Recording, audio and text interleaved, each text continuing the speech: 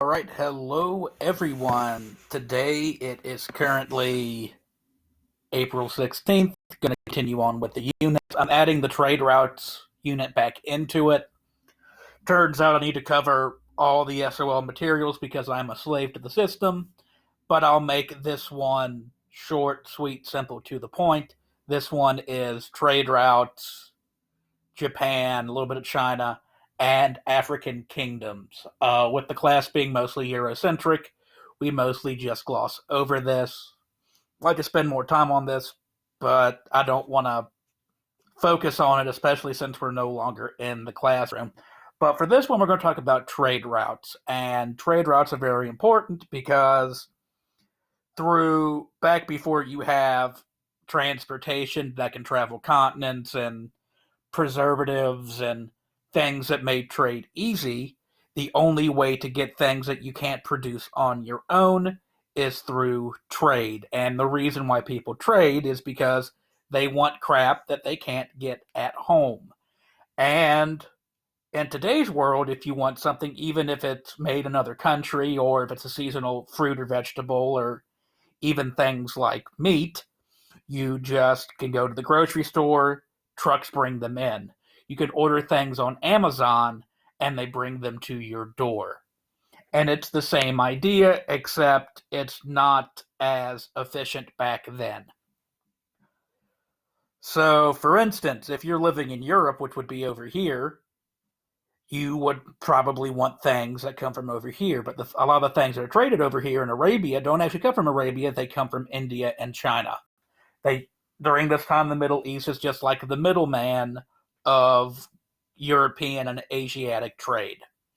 And one of the most important trade routes to reemerge during the Middle Ages is the Silk Road. The Silk Road, as we mentioned back before when we talked about ancient China and we talked about Rome, is just a name given by historians to various trade routes that gets crap from China all the way over to Europe. And I actually just pointed at my Chromebook. I miss having my big old map that I have to duct tape to the wall. But the Silk Road. So during this time, India solidifies into like one political entity, and China goes through various phases where they're whole and then they split up again.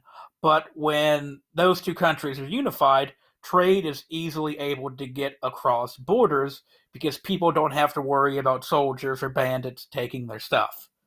And because of this, Chinese goods such as silk and porcelain, which have always been very important to China, make their way across to the Middle East and to Europe. Later on, there are new Chinese inventions that redefine the way that Europeans live and learn.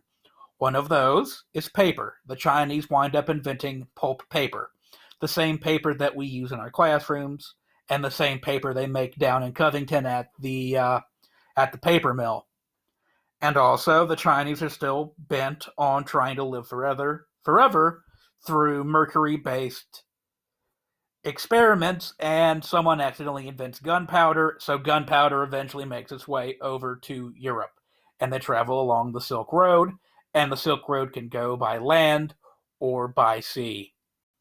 So the Silk Road can be part of this. It doesn't always have to be, but people traded on land, people traded on sea. And unlike today, where a truck can go from California to, let's just say, Maine on their own, back then the trips were more long and arduous.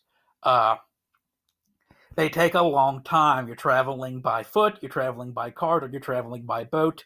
So what would happen is, as I've explained before, is that merchants would go to another town and they would trade their goods. Then those merchants would go to the next town, trade their goods, blah, blah, blah, blah, blah, blah, and eventually it would end up over here. And also, these trade goods are very, very expensive, and so the people who are getting these trade goods are typically only people in the upper echelons of society, especially in Europe. So poor people wouldn't be getting these goods. Rich people would be getting these goods. Another trade route, which I may have mentioned before, is the Trans-Saharan trade route. Trans means across, Saharan means Sahara Desert, so it's just trade routes along the Sahara Desert. So The trans-Saharan trade route doesn't get its wealth from just trading along the Arabian Desert. It gets its wealth from the West African kingdoms, which we'll go over later on within the unit, such as Ghana, Mali, and Songhai. This area down here in the Niger River Valley, and the area now known as Nigeria, is a very fertile place. It also has a lot of resources, specifically two of the most important resources in the ancient world. They have a crap load of gold, and they have a crap ton of salt. And this wealth gets traded up along the caravans, and then it can make its way across into Europe and the Middle East. And over here in Europe, you have Black Sea trade routes. So the Black Sea is this thing right here. Here's Turkey. Here's Ukraine. Here's Eastern Europe. Here's Constantinople. Remember, Constantinople is very important because they control all the trade routes going into and out of the Black Sea. And the Northern European trade routes typically find their way down south of the Black Sea, where they can get on boats and they can just sail wherever they want to, because it's always much more efficient with time and just saving money to trade via maritime routes.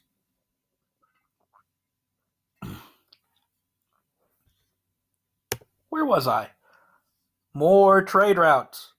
Here's Western Europe. Western Europe's chock full of rivers. Because they're chock full of rivers, settlements pop up on these rivers, and they become wealthy. So, like, here's London. Here's France. Here's Rome. Don't ask me about these others, I can't think of it. Oh, that's Venice, but they're not on a river. Technically they are. No, it's a canal. But the rivers not only provide a source of fresh water for living and agriculture, they also provide an easy access to trade. And towns pop up on these rivers, and they become eventually major cities in Europe. But rivers work both ways. Rivers can help you trade, but they can also help people sail up them and try to, attack you. Such as when the Vikings attacked the Parisians in the 800s, and they settled with giving them a land up here, and they named it after the Vikings themselves, the Normans, and so this is called Normandy. It's where D-Day happened. And back to China. More trade routes.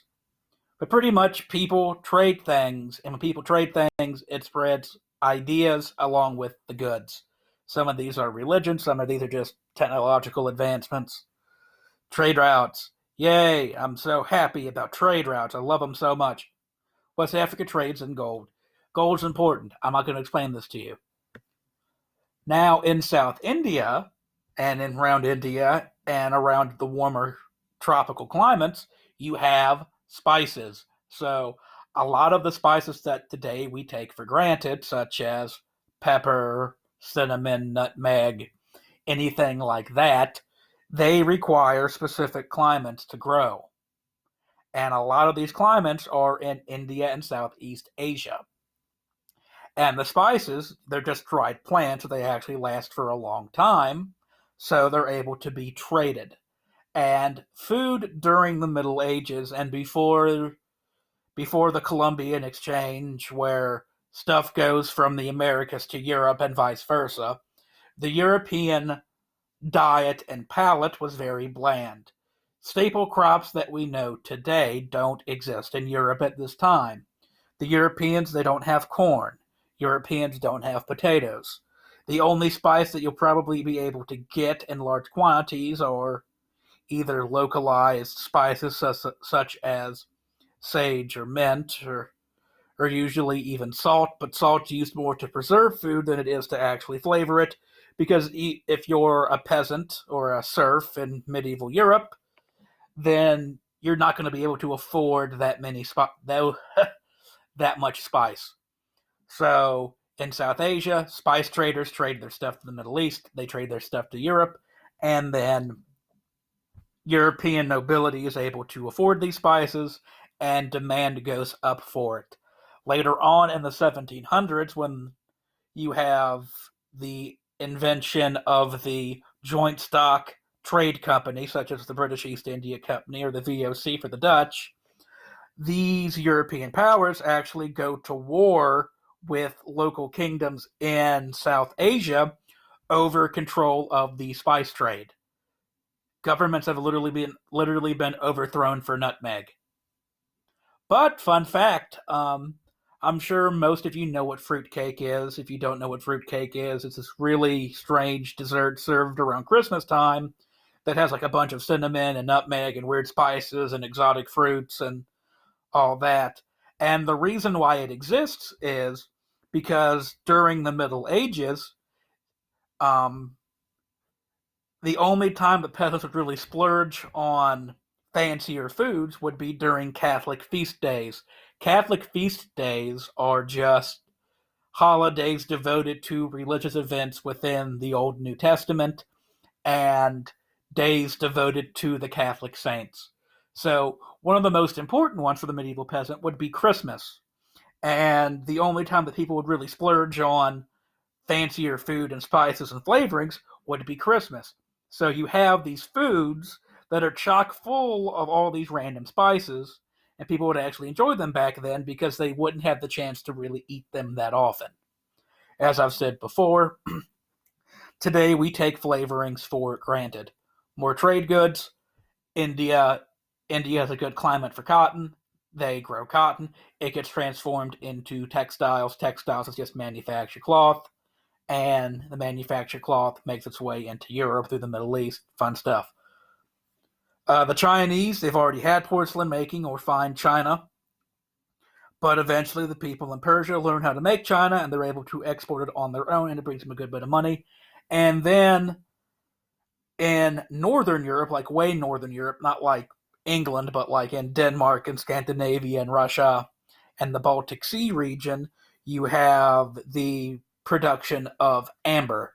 And all amber is just fossilized tree sap that you can chip and mold to create jewelry. And they trade the amber through the Black Sea trade routes. Silk and paper go on the Silk Road. Since we're not taking the SOL, one of the things I would be pounding into your head is uh, looking at these trade goods and guessing what trade routes you would find them on. So, for instance, you wouldn't find amber originating in the Saharan desert trade routes because it doesn't originate in this region. You need coniferous forests. I haven't taken science in 10 years. But like pine trees, the trees that create amber don't exist in this region. Spices that would be traded along Indian trade routes wouldn't originate in Europe because the climate wouldn't fit for it.